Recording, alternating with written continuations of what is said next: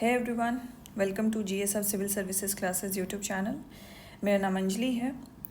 तो आज हम लोग 71st BPSC मेंस के लिए एक one of the most important और ऐसा टॉपिक है जो बार बार रिपीट करती है BPSC, वो है वेस्टर्न एजुकेशन।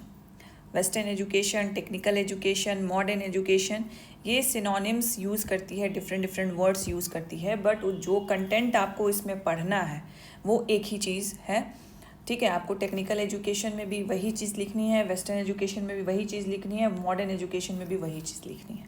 ठीक है, सो यहाँ पे we are going to evaluate this answer which is submitted by one of our student, जो 71st BPSC मेंस की जो फुल लेंथ मॉक टेस्ट चल रही है, तो उसमें we are going to evaluate it together because content more और less is same. ऐसे हॉट टॉपिक्स के लिए और ऐसा जो कन्वेंशनल टॉपिक है उसके लिए कंटेंट आपने पढ़ ही रखा होगा, but the main game comes here कि अगर जो क्वेश्चन पूछा गया है क्या आपने उसके अकॉर्डिंग अपने कंटेंट को मोल्ड किया है कि नहीं किया है। ठीक है, तो ये मोल्ड करना और एनालाइज करना is one of the main part of the mains answer writing. Mains answer writing को बच्चे क्या लेके चलते हैं कि अच्छा मैंने एक क्वेश्चन को लिख दिया तो मेरा मेंस आंसर राइटिंग हो गया। This is the half of the work that you have done.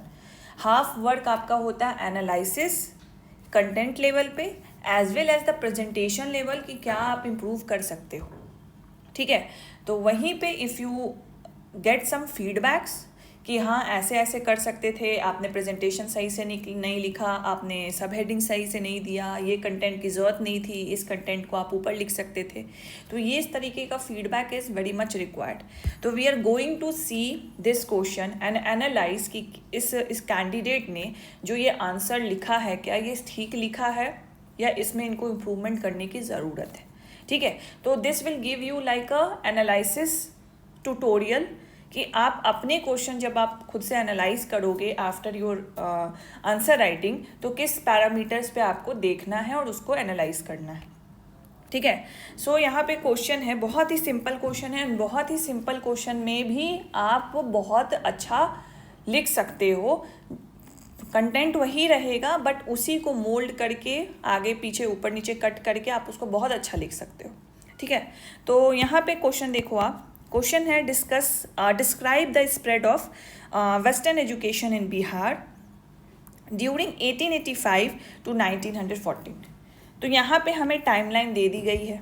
ठीक है, तो इस टाइमलाइन के बीच जो कुछ भी हुआ है वेस्टर्न एजुकेशन को लेके और उसके स्प्रेड को लेके एंड पार्टिकुलरली इन बिहार को लेके हमको उसको डिस्कस करना है। तो जब हम वेस्टर्न एजुकेशन के ओरिजिन के बारे में बात करते हैं तो इट ऑलवेज कम्स कि ये इंडिया, ऑब्वियसली इंडिया के मेन एरियाज़ में स्टार्ट होते होते फिर बिहार में स्प्रेड हुआ। ठीक है, तो इंडिया के डिफरेंट प्रोविंसेस में स्टार्ट हुआ। तो ओवरऑल जो डेवलपमेंट एक ओरिजिन जो हुआ वेस्टर्न एजुकेशन का वो ब्रिटिशर के दौरान इंडिया में हुआ एंड इंडिया के थ्रू इंडिया के डिफरेंट प्लेसेस में हुआ and Bihar is one of the most highlighted place during the Britishers time. तो बिहार में भी उसका हमें इफेक्ट देखने को मिला। तो चलिए इनका देखते हैं इंट्रो। कोई भी मेंस का आंसर लिखने के लिए 3 आपके बॉडी मतलब कंपोनेंट्स होते हैं आंसर में, तो intro, body and conclusion. Intro and conclusion आप बहुत ज़्यादा इंप्रेसिव बना सकते हो। ठीक है, एंड कंक्लूजन भी बहुत ज़्यादा इंप्रेसिव बना सकते हो in order to leave a very good impact और image while you are ending the answer. ठीक है, तो यहाँ पे इन्होंने लिखा है कि Bihar home to ancient universities like Nalanda, Vikramshila, enter the phase of the modern education in the 90th century and under the British colony policy like Wood Dispatch और Hunter Commission। तो यहीं पे इन्होंने जो इम्प्रूव लाइक डेवलपमेंट हुई थी Britishers के time, उन्होंने इसको यहाँ पे मेंशन कर दिया। इनकी एक अच्छी बात इंट्रो में ये है कि इन्होंने जो एंशियंट यूनिवर्सिटी के बारे में जिक्र की है वो अच्छा एक हिस्ट्री दिखाता है बिहार का and how it has evolved and how it has change over the period till the Britishers time. तो ये उन्होंने इनको फ्रेमवर्क दे दिया। ठीक है, अब इसको ऑब्वियसली ये 38 मार्क का क्वेश्चन है, तो ऑब्वियसली इसमें तो इंट्रो थोड़ा बड़ा होना चाहिए, ठीक है। तो इन्होंने स्प्रेड तो बताया, इन्होंने इंट्रो में एक बिहार की हिस्ट्री बताते हुए मॉडर्निटी की तरफ, वेस्टर्न एजुकेशन की तरफ जो ब्रिटिशर्स टाइम में हमें देखने को मिली। इसके अलावा भी आप बता सकते थे, फॉर एग्जांपल नालंदा, विक्रमशिला इन्होंने मेंशन किया। उसके बाद जो संस्कृत का हमने देखा ग्रोथ, हमने पर्शियन लर्निंग का देखा मुगल्स टाइम में ग्रोथ, उसका भी आप जिक्र कर सकते थे। और कैसे ब्रिटिशर्स के टाइम जो हंटर कमीशन आया या वुड डिस्पैच डेवलपमेंट्स जो हुए, उसमें कैसे एजुकेशन सिस्टम इवॉल्व हुआ और चेंज हो गया, ड्रास्टिक चेंज हुआ, जो कि ना सिर्फ एक एजुकेशन सेक्टर में ही सीमित था, बट उसके कारण जो सोशल एंड कल्चरल नॉर्म्स थे उसमें भी हमें चेंजेस देखने को मिले, and how it has impacted the Indians at that time, and certainly it has a very major significance in the Indian freedom struggle। इसको भी आप यहाँ पे कंक्लूजन में लिख सकते थे, सॉरी इंट्रो में लिख सकते थे, ठीक है। तो ये इस पैरामीटर पे इंट्रोडक्शन थोड़ा सा बड़ा होना चाहिए, can be a large introduction, और इंट्रोडक्शन में ही you have given the evolution कि एंशियंट टाइम से ब्रिटिशर्स टाइम में क्या इवोल्यूशन हुआ है, एंड ब्रिटिशर्स टाइम में क्या चेंज हुआ है। Not it is not only limited to the educational sector, but it has also affected the social and the cultural norms, and also has the major significance in the Indian freedom struggle, ठीक है। अब हम लोग आते हैं the body part. तो ये intro हो गया आपका, इंट्रो में इनका थोड़ा बड़ा होना चाहिए, and you have to mention some of the few drastic changes that has happened, ठीक है। अब हम लोग आते हैं spread of the western education in Bihar during 1885 to 1940। अब देखिए यहाँ पे उन्होंने पूछा है spread of the western education, ठीक है। तो अगर हम इनका देखें, इन्होंने बैकग्राउंड डाल दिया, ऑब्जेक्टिव डाल दिया, रोल डाल दिया, and the rise of educated middle class female education भी डाल दिया। तो इनका आंसर पढ़ के मुझे ऐसा लग रहा है कि इन्होंने जो अपना नोट्स बनाया था ना, कि क्यों हुआ था, कॉजेज़ क्या थे, फिर क्या डेवलपमेंट हुआ, क्या पॉलिसीज़ हुई, उसमें किस किस का क्या रोल था, विमेन एजुकेशन का क्या रोल था, एंड बिहार में क्या एजुकेशन डेवलपमेंट हुआ। तो इन्होंने क्या किया कि जो अपना इन्होंने नोट्स प्रिपेयर किया, कहीं से पढ़ा है, उसको पूरा उसी फ्रेमवर्क में यहाँ पे उन्होंने डाल दिया कंटेंट को। तो कंटेंट लेवल पे आई डोंट थिंक सो कि इनको ज़्यादा कुछ करने की ज़रूरत है, बट यहीं पे मेन गेम आता है कि जो पूछा गया है, there has been spread of the western education. Spread of the western education कहीं पे मुझे टाइटल दिख ही नहीं रहा है, ठीक है, कहीं पे भी मुझे टाइटल नहीं दिख रहा है। तो यहाँ पे आपको टाइटल जो सब हेडिंग होना चाहिए वो होना चाहिए the spread of western education in Bihar. ये यहाँ पे ये टाइटल मिसिंग है, the sub heading is missing which is being asked in. तो अगर ये आप टाइटल डालते हो तो it give a very clear indication to the examiner और द कॉपी इवेल्युएटर कि जो पार्ट पूछा गया है, देखो भाई मैंने यहाँ पे एड्रेस किया है। Obviously the content which you will write under the sub heading matters, but you have given the clear demarcation to the examiner कि देखिए यहाँ पे I have mention the spread of the western education in Bihar. फिर उसके बाद you can start with it, ठीक है। तो पर्टिकुलरली इसमें बिहार का मेंशन है, तो ऑब्वियसली बिहार में ही सारे पॉलिसीज तो बने नहीं हैं। तो we will start with this कि जो spread of western education in Bihar happens due to the spread of the western education और the development of the western education in the India, ठीक है। तो यहाँ पे आप एक दे दोगे कि इंडिया में डेवलपमेंट होने के कारण we have seen the growth of the western education in the Bihar itself, and थोड़ा सा आप बैकग्राउंड दे दो जो ये उन्होंने सब हेडिंग दे के बताया है। But the background of the western education has been since, so the spread of the western education is not limited to the Bihar itself, but it has been started in the India since the Charter Act of the 1813 के charter act से ही ये start हो गया था, जो इन्होंने यहाँ पे मेंशन वुड डिस्पैच से इन्होंने बताया है। इट इज़ नॉट लाइक कि आप चार्टर एक्ट ही मेंशन करो, but you can give a brief reference कि हाँ चार्टर एक्ट 1813 से ही हमें एजुकेशन के सेक्टर में चेंजेस के प्रभाव देखने को मिल रहे थे, ठीक है। तो ये आप डाल सकते हो। आफ्टर डैट जो इन्होंने मेंशन किया है 1885 पे हमें फोकस करना है। सो 1885 इज़ द ईयर जहाँ पे एक रैडिकल चेंज हमें देखने को मिला in the education sector for the India, it has been introduce by, यहाँ पे स्पेसिफिकली मेंशन करो कि 1885 में किसके द्वारा इंट्रोड्यूस किया। It has been introduce by Lord Macaulay 1885 में, जहाँ पे कंटेंट, मेथडोलॉजी, मीडियम, जो एजुकेशन का मीडियम होना चाहिए, मेथड होना चाहिए, कंटेंट होना चाहिए, ऑब्जेक्टिव होना चाहिए, पूरा रेडिकली शिफ्ट हो चुका था। तो that's why the question has been asked from 1885 itself. ठीक है, तो यहाँ पे उड डिस्पैच से इन्होंने बताया, बिहार के बारे में बताया, तो इसको इन दूसरा ये प्रेजेंटेशन एक दे सकते थे। It is not about only about the content that you right, but it is all about कि आप क्वेश्चन को समझते हुए किस तरीके से अपने कंटेंट को मैनेज कर सकते हो। और ये विथ प्रैक्टिस आता है, और प्रैक्टिस के बाद सिर्फ ऐसा नहीं कि कंटेंट लिख दिया वो प्रैक्टिस नहीं, उसके बाद क्या आप मेहनत करते हो एनालाइज करते हुए, और जो फीडबैक्स आपको मिलते हैं आप किस तरीके से उसको अपने राइटिंग में इनकॉर्पोरेट करते हो, ये मैटर करता है। ठीक है, चलो अब ये स्प्रेड हुआ 1885 से। ठीक है, तो 1885 में लॉर्ड मैकॉले का बहुत बड़ा इंपॉर्टेंस रोल रहा है, जो लॉर्ड मैकॉले ने 1885 में लाया था, 1835, एंड 1885 से पूछा गया, then we will start with that. तो लॉर्ड मैकॉले ने 1835 में ये चेंजेस लेके आए थे। ठीक है, एंड कमिंग टू द कि क्या क्या डिफरेंट स्टेजेस थे जिस वजह से ये जो एजुकेशन का स्प्रेड है वो हमें देखने को मिला। ठीक है, तो हम यहाँ पे स्टेजेस मेंशन कर देंगे। तो coming to the stages of the spread of education,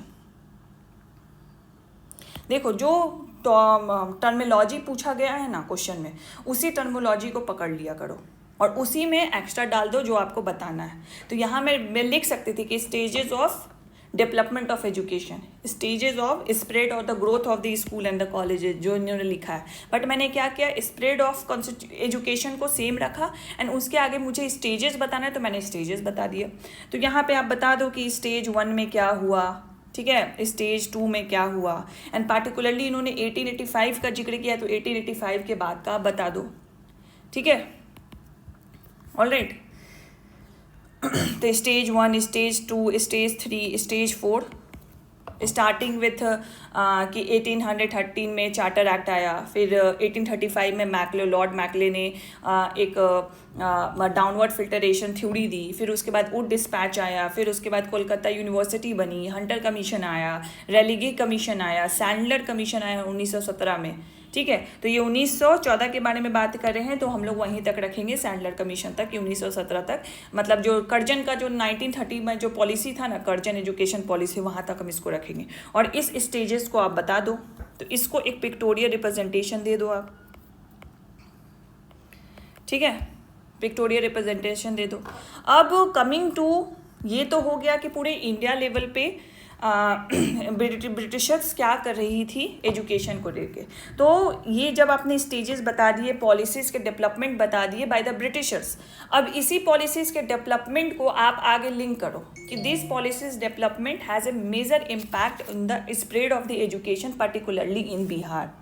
तो यहीं से you will give a different heading कि एक ट्रांजिशन स्टेटमेंट देते हुए you can give a heading कि in Bihar the spread of education, एक सब हेडिंग फिर से आपने खोल दी, एंड देन बिहार में you can right about the development of the growth. थोड़ा सा यहाँ पे यू कैन मेक मैप कि कहाँ कहाँ एरिया, फॉर एग्जांपल सबसे पहले स्टार्ट हुआ था जिला स्कूल्स बनना, तो पूर्णिया, बिहार शरीफ, छपरा, आरा जैसे स्कूल्स बने थे, जिला स्कूल्स बने थे।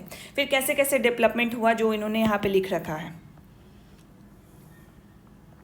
Growth of school and education, यहाँ पे देखो। तो इन्होंने बहुत कम लिखा है, लेकिन जो कंटेंट है बहुत ज़्यादा। फॉर एग्जांपल आप पटना कॉलेज का मेंशन कर सकते हो, आप पोस्ट ग्रेजुएट लेवल पे जो चेंजेस लाए गए थे 1917 में उसके बारे में मेंशन कर सकते हो। पटना मेडिकल कॉलेज जो बना था, उसकी तरह बिहार स्कूल ऑफ इंजीनियरिंग बना, बिहार वुमेंस कॉलेज बना। ठीक है, फिर उसी तरह बताओ TNB कॉलेज भागलपुर का बना, BN कॉलेज पटना का बना।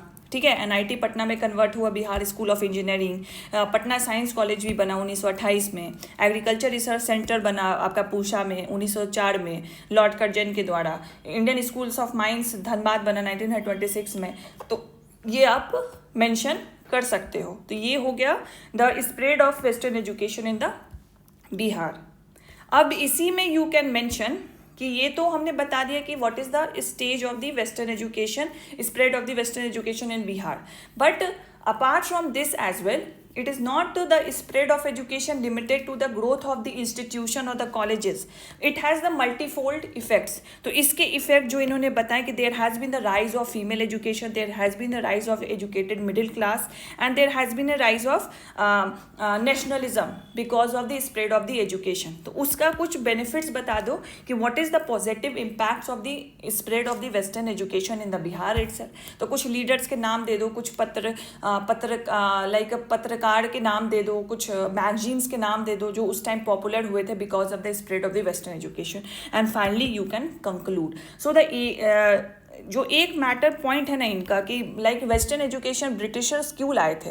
It is not about the कि ब्रिटिशर्स को पढ़वा थी इंडियन सिटीजन्स की कि उन्हें डेवलप करना. इट इज़ ओनली बिकॉज कि ब्रिटिशर्स को अपने एडमिनिस्ट्रेटिव वर्क में हेल्प चाहिए थी जो कि सिर्फ इंडियंस प्रोवाइड कर पाएंगे लार्ज नंबर में. उनको मास रिक्रूटमेंट चाहिए था. तो that's why they want to make such Indians who think like Britishers.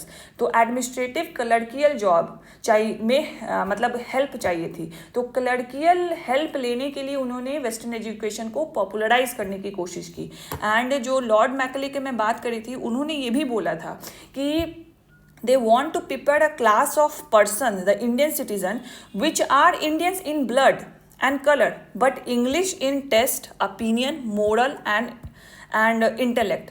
तो मोरल ले लो, टेस्ट ले लो, ओपिनियन ले लो, इंटेलेक्चुअल अंडरस्टैंडिंग में उनकी जो टेस्ट थी वो इंग्लिश में इंग्लिश रहनी चाहिए. बाकी वो कलर और अपने ब्लड से इंडियन हो लेकिन वो सोचते इंग्लिश जैसा हो. तो इनका फिलैंथ्रोपिक स्टेप नहीं था, इनका बेसिकली एक स्टेप था in order to help them in their administrative work. तो इस चीज़ को आप कंक्लूजन में डाल सकते हो. But how ever the spread of the western education definitely has a rise of the nationalism and the patriotic feeling in the Indian middle class और the Indian classes और द मासेस. यहाँ से you can conclude it. ठीक है. तो content level पे the content is all good for this candidate paper but the structure need a reform. और ये स्ट्रक्चर रिफॉर्म कैसे करोगे? Obviously when you practice and when you get it evaluated from any of your mentor जो पहले से selected है और जिनको सिविल सर्विसेज में है नॉलेज उनके पास. तो अगर आपके पास ऐसे मेंटर हैं जो आपको ये इवॉल्यूएट करके आपकी कमी बता सकते हैं देन गेट इट इवॉल्यूएटेड. ठीक है. या अपने फ्रेंड सर्कल में ग्रुपिंग बना लो और एक दूसरे की कॉपी चेक करो एंड डू मतलब चेकिंग करने के बाद एनालिसिस करो खुद बैठ के. तो it will gonna help you a lot. ठीक है. अगर दिक्कत हो रही है then you can definitely come and join the full length test जो कि स्टार्ट होने वाला है 14 मार्च से. ठीक है. इसमें हम लोग आपको 11 टेस्ट देंगे, GS1 GS2 एंड SA को मिला के, एज वेल एज इसमें आपका ऑप्शनल और हिंदी का भी पेपर हमने इंक्लूड किया है क्योंकि ऑप्शनल पेपर में बहुत लोगों को कॉन्फिडेंस नहीं आता. तो we have also provided you the optional objective paper so that वो कॉन्फिडेंस आपका बूस्ट हो जाए. And obviously the Hindi paper as well because English medium के स्टूडेंट्स को हिंदी पेपर में भी डर रहता है. ठीक है. तो we have provided you and यहाँ पे the feedback will be given in such a way कि आपका एनालिसिस पार्ट जो है उसमें ज़्यादा आपको मेहनत ना करना पड़े. द फीडबैक अगर उतना को ही आप नेक्स्ट टेस्ट में इनकॉर्पोरेट कर दोगे तो it will gonna benefit you a lot. ठीक है. तो ये 14 मार्च से स्टार्ट होगा एंड ये जो शेड्यूल किया है हमने 13 अप्रैल तक किया है. मतलब टिल द एग्ज़ाम डेट उससे 10 दिन पहले हम आपको लीव करेंगे ताकि आप 13 अप्रैल तक तो बाउंडेड हो के आप फुल लेंथ टेस्ट लिखोगे. उसके बाद you can write 1-2 questions per day कि वो पेस बना रहे आपका. ठीक है. And obviously we will provide the detail feedback जैसा हमने बताया. Quick revision notes, mentor support, high scoring model answer का भी हम आपको सैम्पल्स शेयर कर देंगे किस तरीके से आता है. I will show you the model answer samples, mains oriented answer writing practice and the mode of test online और ऑफलाइन दोनों है. तो व्हेन यू आर इंटरेस्टेड तो आप GSUB की टीम से कॉन्टैक्ट कर लेना एंड ऑनलाइन और ऑफलाइन के बारे में इंक्वायरी कर लेना आप. ठीक है. And this is the kind of result that we provide you evaluated unevaluated sheet links आपको मिलेंगे, एज वेल एज आपको पीयर कॉपीज़ भी मिलेंगे। पीयर कॉपीज़ को ना हेल्प यू अलॉट। टॉप 5 जो आपके बैच में स्कोर करेंगे, उन टॉप 5 की कॉपी एक बार ज़रूर देखना और उनसे सीखो, कंटेंट लेवल पे भी उनसे सीखो, प्रेजेंटेशन लेवल पे भी। डिफरेंट टाइप्स ऑफ अप्रोचेस से आप देखोगे एंड उसको इनकॉर्पोरेट करो अपने कॉपी में, ठीक है। तो ये हो गया। हम आपको क्रिस्प नोट्स भी प्रोवाइड करेंगे। बहुत के पास तो है अपने फंडामेंटल नोट्स है, बट बहुत के पास वो फंडामेंटल नोट्स नहीं है, तो we are providing with the crisp notes of the most important highlighted topics कि आप इसको पढ़ोगे then it will gonna benefit you. Hindi में भी है, हिंदी इंग्लिश दोनों है। फॉर एग्जाम्पल यहाँ पे देखोगे गरीबी, पॉवर्टी, बेरोजगारी, अनएम्प्लॉयमेंट में है। एग्रीकल्चर हो गया, इंडस्ट्री हो गई, एसे का है, फिर ऐसे भी यहाँ पे देखो we are have provided you the ऐसे crisp notes as well. And the Hindi copy is being checked by most of the copies are checked by Ritesh sir and English copy are mostly check by me. And जो check मैं नहीं कर पाती और definitely go through all of that कि सही तरीके से फीडबैक गया है कि नहीं गया है and what is the feedback is being given two is accurate और नॉट, ठीक है। तो यहाँ पे देखो ये निबंध की ऐसे की कॉपी है जो सर के द्वारा चेक की गई है। तो इन्होंने बहुत अच्छे से संक्षिप्त में ब्रीफिंग दी है, फीडबैक दिया है कि आपको क्या क्या इम्प्रूवमेंट करने हैं। कि इन्होंने इंट्रोड्यूस किया तो उसके लिए हमने एक अलग से एग्जाम्पल भी इन्होंने दे दिया कि आप ये भी एग्जाम्पल को इंक्लूड कर सकते थे जो कि और एक्यूरेट होता, ठीक है। तो this is the sample that how the copy will be evaluated and will be given to you. This one copy is checked by me, English का ही है, essay का है, and we have mentioned the specific feedbacks कि कहाँ कहाँ इनको काम करना है। जैसे बीपीएससी ने वर्ड लिमिट दिया है 700 से 800 वर्ड का, तो इन्होंने छोटे छोटे ऐसे लिखे थे, तो आई have given the feedback on that. इन्होंने एक ही एग्जाम्पल लिखा है, एक ही एग्जाम्पल को बहुत इलाबोरेट किया, मतलब 2-3 पन्ने में इलाबोरेट ही करते जा रहे हैं। तो एक एग्जाम्पल को एक पैरा या 1 से 1.5 पैरा में बहुत होता है, इनफ है होता है ऐसे में इलाबोरेट करना। तो अगर आप इतने ज़्यादा एक ही एग्जाम्पल को इलाबोरेट करेंगे तो बहुत वन डायमेंशन आपका ऐसे लगेगा। तो ऑब्वियसली इनको मैंने उस पर दिए कि ऐड मोर डायमेंशन। और इन्होंने अपनी पर्सनल थिंकिंग, मतलब इनके ऐसे को पढ़ के मुझे लग रहा था कि अपनी पर्सनल थिंकिंग को वहाँ पे रख रहे हैं।